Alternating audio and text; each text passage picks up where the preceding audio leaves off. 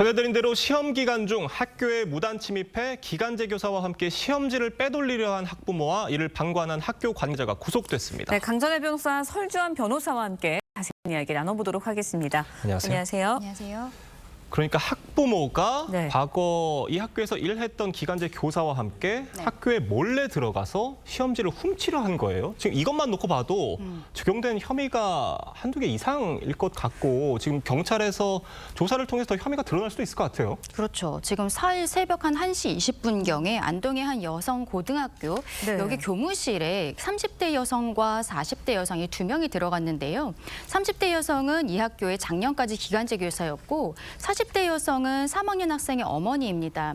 근데 이 둘이 그 교무실에 들어간 이유는 시험지를 유출하려다가 그때 적발이 되었습니다.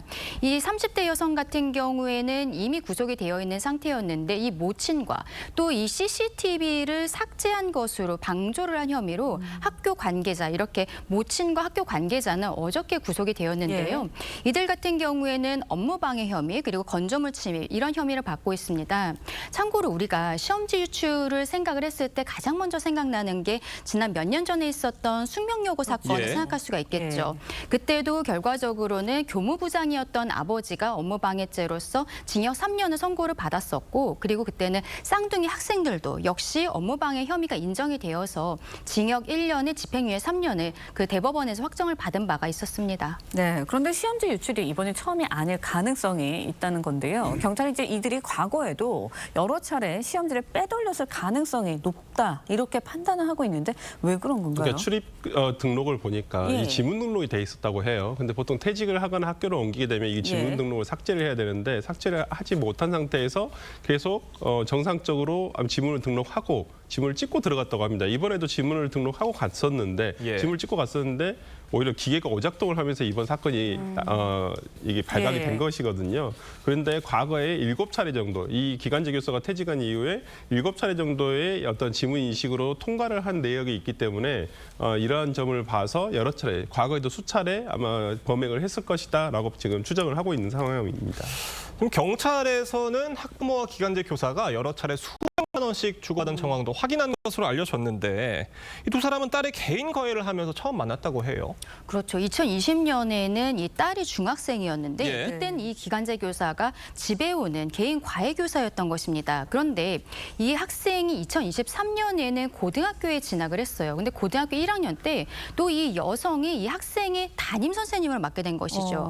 그래서 지금 경찰에서는 이 부분에 대해서도 이 1학년 담임을 맡았을 때부터 어머니가 돈을 주면서 시험지를 유출해달라고 한 것으로 파악을 하고 지금 수사를 이어가고 있는데 문제는 현행법상으로 기간제 교사는 개인 과외를 할 수 없는 것이죠. 그래서 경찰에서 이 부분도 수사를 하고 있는 것으로 알려지고 있습니다. 네, 그런데 이제 학교 측에서는 학부모의 딸에 대해서 퇴학 결정을 내렸습니다. 경찰 이제 뭐 딸에 대한 조사도 이어갈 예정이라고 하고 입건이 됐다라고 리포트를 통해서도 저희가 전해드렸는데 구체적으로 어떤 부분을 조사를 받게 되는 건가요? 아마 이 부분과 관련해서 공모를 했다거나 아니면 이 범행에 대해서 방조를 했다거나 이러한 부분에 대해서 아마 할 거겠는데 과거 아까 말씀해 주신 대로 숙명여고 사건에서도 그 쌍둥이 자매가 처벌을 받은 사례가 있습니다. 업무방해죄로. 이게 업무방해죄가 될 확률이 높은데 아마 그렇게 된다면 이 학생의 형사처벌도 아마 처벌받지 않을까라는 생각을 해봅니다. 지금 학교는 물론이고 자녀들이 학교에 다니고 있는 다른 학부모분들 가만히 계실 것 같지 않거든요. 소송 가능성도 있습니까?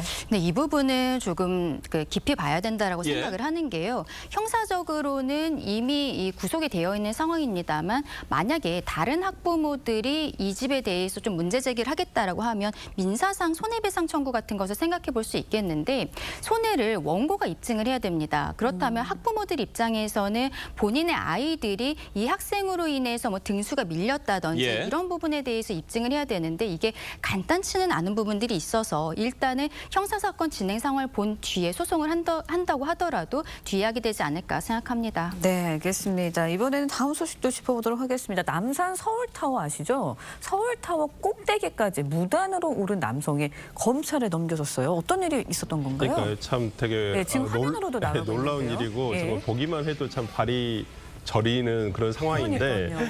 예, 영산경찰서가 이제 남산타워로 무단으로 오른 남성을 건조물 침입죄로 지난달 예. 중순에 검찰로 불구속 송치를 했습니다. 해당 남성은 지난 4월 중순에 남산타워 꼭대기까지 별도의 허락 없이 오른 혐의를 받고 있는데요. 남성은 당시 촬영한 영상을 자신의 SNS에 저렇게 올리기도 했었습니다. 그래서 왜 범행 동기에 대해서 조사를 해봤더니 그냥 단순히 높은 곳에 오르는 것이 좋다라는 이유만으로 해서 남산타워의 꼭대기까지 저렇게 어떤 안전장비 하나도 없이 그러니까요. 예, 올랐다는 점이 지금 범죄 건조물 침입죄로 지금 아마 처벌이 되지 않을까 싶습니다. 참 아찔한 영상의 네. 황당한 해명인 것 같은데 지금 서울 남산타워는요. 국가 중요시설로 분류가 되어 있기 때문에 경찰청이 관리 주체라고 합니다.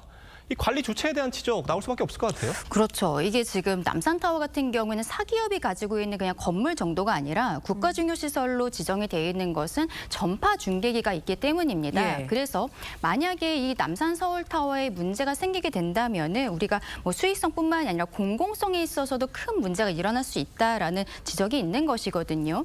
국가중요시설이기 때문에 경찰과 국정원에서 관리 주체로 되어 있는데 저렇게 이렇게 갑작스럽게 그냥 뭐 높은 곳에 올라가고 싶다라는 생각을 가지고 건물에 올라갔다라는 것은 이 건물의 관리 과정에 있어서 과실이 있었던 것이 아니냐라는 생각을 할 수밖에 없는 것이죠. 아마도 경찰에서 이 부분에 대해서도 깊이 있게 짚을 것으로 보입니다. 네, 그런데 이제 아까 보신 것처럼 높은 곳에서 인증샷을 찍는 침입행위 국내 곳곳에서 발생을 하고 있습니다. 그렇다 보니까 법적으로 이를 대비하기 위한, 막기 위한 그런 보완 장치가 좀 마련돼야 되지 않나라는 생각이 드는데 마련되어 있나요? 그러니까 현실적으로는 예방하기 굉장히 어렵습니다. 이분들이 대부분 어떤 SNS에 본인의 어떤 이러한 것들을 올리기 위해서 하시는 그렇죠. 경우들이 많은데 뭐 2023년도 6월 달에는 우리 롯데타워 555m에 해당하는 거기를 그냥 안전장비 그때도 없이 그냥 등반을 했었거든요. 그때도 예. 이제 경찰이 최종 올랐을 때 내려오기를 요청을 해가지고 내려와서 이제 아마 처벌을 받았던 사례가 있고요.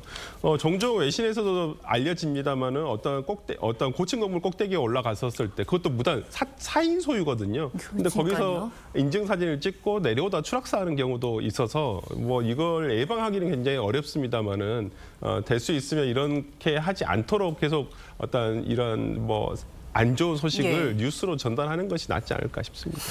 네, 다음 소식도 짧게 짚어보겠습니다. 최근 동남아 국가를 방문한 한국인들이 잇따라 추태를 부려 공분을 사고 있습니다. 태국에서 벌어진 패싸움에 이어서 이번엔 베트남에서도 이런 추태가 벌어졌다고 해요? 네, 맞습니다. 태국 파타야에서도 사건이 한 번 있었는데요. 11일에 있었습니다.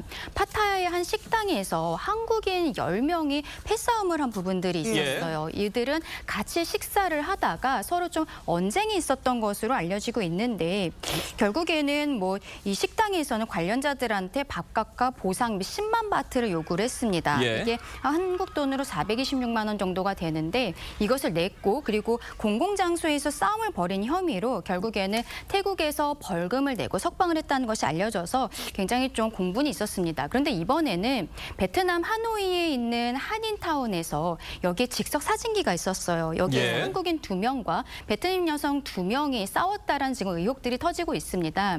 근데 CCTV를 봤을 때는 이 뒤에 있었던 한국인 여성이 베트남 여성의 뒤통수를 이렇게 때리는 모습들이 이제 일방적으로 때리는 모습들이 있었거든요. 예. 직원이 하는 이야기에 따르면은 예. 원래 뒤에서 한국인 여성들이 기다리고 있었는데 베트남 분들에게 사진 좀 빨리 찍고 나와라 이런 이야기를 하면서 실랑이가 있다가 폭행이 있었다라고 알려지고 있습니다. 네, 알겠습니다. 오늘 두 분 말씀은 여기까지 듣겠습니다. 감사합니다. 고맙습니다.